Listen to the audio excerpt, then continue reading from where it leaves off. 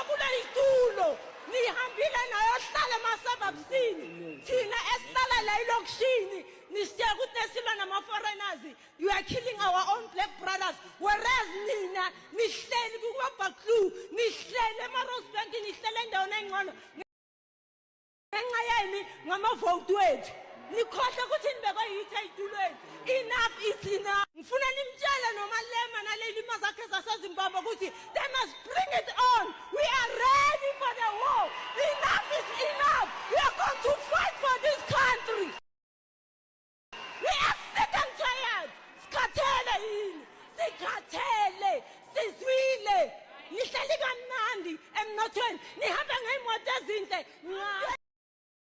sizobona idlele mali nidlele icede kumanje eNatal besengicalile nitshontshe igroza ngamaveni nifuna ukuthatha le mali eyidonethile enough is enough sizwile yini amandla.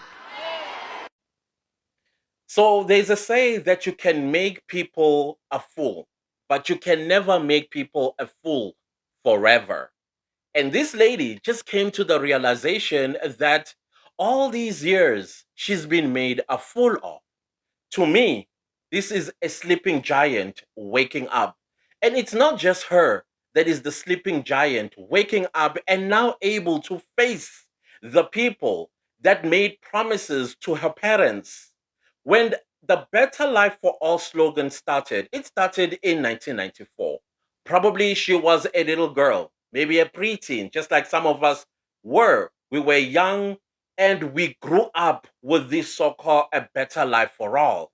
And she, or probably her parents, thought, hey, listen, things are about to change for us. We're no longer going to live in these conditions that were created deliberately for us not to rise and become successful and live lives of privilege. And she waited and she probably went to school and did what was required of her so that in a free South Africa, she will be equipped to live that better life through education, getting a job, and also if she did not have a house, the RDP program was going to be the one that was going to grant her a house, and then she thrives in life under the leadership or the governance of the so-called Liberation Party called the ANC.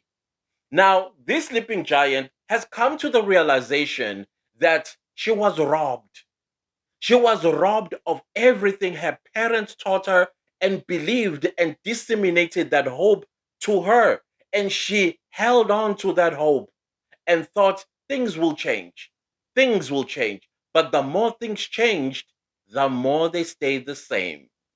We are the most suppressed people by our own people than I have ever. I didn't grow up under the apartheid regime, but I did grow up in the dying days of apartheid. And I saw a lot of things that sometimes I ask myself, oh, okay, that happened. I'm not going to invalidate what people experienced during apartheid because when I was a little boy, that when apartheid was dying, I was one of the first kids to be accepted into a white school.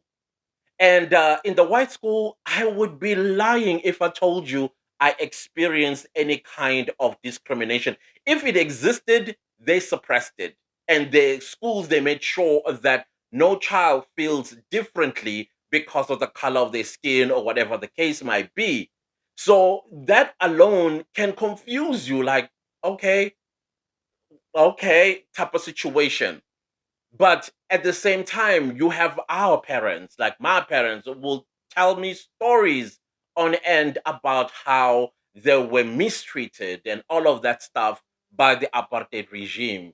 Now, let's come to the so called democracy, New South Africa, and a black man is in charge. The boot. If the white guy had a boot on her neck, they did not press that much, it seems. Because these ones, yay, they are suffocating us. They have pressed it so hard that even when you try to twitch, you realize that one more move, I'm going to break one of my vertebrae. Probably I might even, you know, get off. So this woman is realizing I'm tired of having the boot on my neck, being pushed, and I don't even know what move I should make. If I do, I might snap and then I get unalived. And that is why she speaks the way she does. And now she's facing her oppressors face on and telling them, you are liars. You all are criminals. You all are living in Sandton, Rosebank, and everywhere else because they're still in South Africa where you elect a councillor. This person comes from your community. This person knows the struggles of your community. They know that the children have no playgrounds. They know that the community has talented kids. There are no recreational centers. They know so many things. They know the unsafetyness of their communities. Some even know that they don't have a clinic or a police station or both in their communities. And they come and say, hey, I know this is and this that we need. And if you vote for me, I will go into council and make sure that these things are built. By the time I am done 5 years later, there'll be playgrounds, there'll be at least a clinic or a police station, etc. And say all the lies that they tell these people. And then the moment they are seated in council, guess what they do? Like a typical black person would, will leave the township, the rural, and go to the suburbs. From the suburbs, how exactly are you going to oversee things that you are responsible for? How? Same goes with a member of the community that gets placed in the IEC list to parliament and they get relocated because you get relocated as a member of parliament to Cape Town. You stay called Constantia with the ocean view. Everything is nice and beautiful, but you come from a dilapidated community or even a very poverty stricken province, Eastern Cape. And then they forget about you because now they live in Constantia, Greenpoint, and all these beautiful, expensive, and affluent suburbs of Cape Town and the Western Cape. And now you, rubbish. You are treated like rubbish. And this is exactly what this giant that is waking up is telling these thieves. Because that's who they are. They lied and they stole. And what did she get in return? You know, makuthiwa umhlaba ukushayile. That's how she looks like. She looks like life has defeated her, irrespective of how hard she tried to be an upstanding member of society in this country because she held on to a hope of a better life.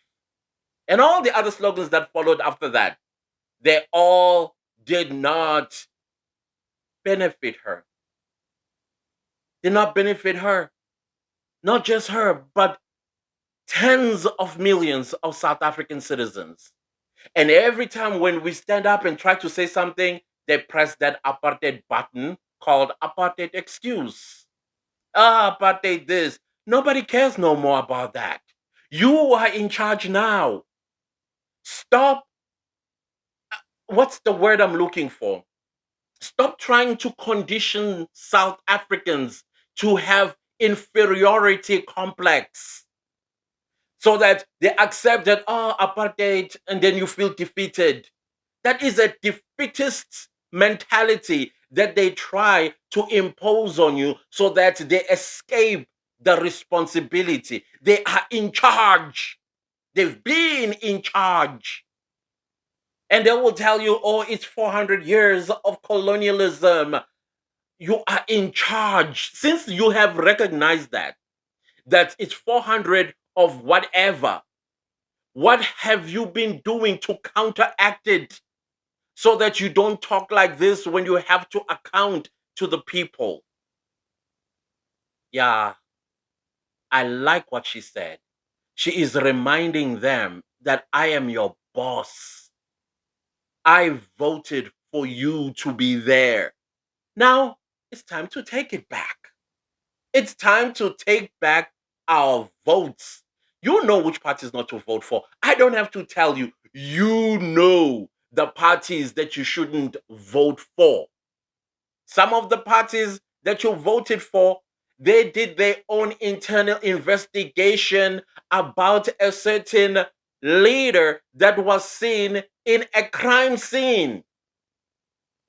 And then they hire a law firm. Not, anyways, we'll talk about that as things go, because these are the things that you need to pay attention to. These people are not willing to be held accountable for anything. Because I can tell you right now, when the Madlanga Commission of Inquiry returns on the 13th of October, there are some names that are going to be mentioned. What are they going to do? Resign again? And the ANC bending backwards because it knows that the people of this country rejected them by people that did not go to vote, and those that did go to vote, they voted differently. That's rejection of the ANC. And if they lose the Patriotic Alliance, they are going to be reminded they have no power. They are going to be reminded that they have no power. They lost the power because South Africans said, no, thank you. I ain't coming. Those that did, they voted differently. Hence, we have what you call the GNU. Now, can you imagine Dayton McKenzie leaving the GNU and they are left naked, and then opportunistic parties like the EFF come in with a big smile with their own demands that have nothing to do with the people of South Africa but aligning their pockets, come through and say, we are here to rescue you, ANC, but here are the conditions. Malema, the deputy president, by Paul Mashatile. Oh, by the way, we also want the Department of Home Affairs because we want our illegal foreigners to remain behind, and it will dismantle everything that the Home Affairs currently is busy working on, and recall what do you call this, a border management agency that are doing a great job from what I've seen so far. Yeah. Remember the days when Thabo Mbeki used to be the president and he was always away? And then there was a time when he came back. I saw, I think it was Shapiro, who I always love. The first thing that I did on Sundays when I bought a newspaper, I think it was City Press, I will check what Shapiro is depicting this time. And then he said something about Thabo Mbeki coming back. I think he was coming back from the US or something. And Shapiro said, the South African president is on a state visit to South Africa. The way I laughed. And that was over 17 years ago, something like that. It was hilarious. To this day, I laugh. And we have an absent president. Not Ramaphosa is not absent. Ramaphosa is feet is very rooted in South African grounds, but he doesn't care about South Africans. But let something happen somewhere in the world, how he will hop onto Ikwezi and to be a hero. And then I heard somebody says, "Oh, yeah, Ramaphosa going to be the president of another nation again." This is what you voted for. A president that doesn't care, is aloof. He is like, he will sweet talk you with his silver tongue. And then some people are, cupcake, I say, "Akuzwa baba." Don't be like this woman. And I want to see this energy as we are building up to the 2026 local government elections. Be as brave as she is. Tell them, tell them that I'm not voting for you. Because when I give you my vote, you leave and you go live in Sandton and Rosebank and elsewhere. You don't come back to me. You don't report back to me. I don't get to give you more things to take to these powerful houses for a budget so that you can better my life. Tell them, remind them that without you, they are useless. They're just unemployed as are the rest of the South African population that is unemployed. Let me leave this video right here before I also get all worked up. This lady gave me some oomph and I loved it. And I want to see more South Africans like her, especially the ones that are hit the hardest by poverty. And that's women. And women are the largest voting group in South Africa. So that means women are the ones that are bringing us this rubbish. Now take that responsibility since you realize this and then vote differently. Other than that, men, you only find them at stadiums watching 22 men kicking a small ball and then they fight over it. Or, during... Hey guys, goodbye. But please like the video. Bye.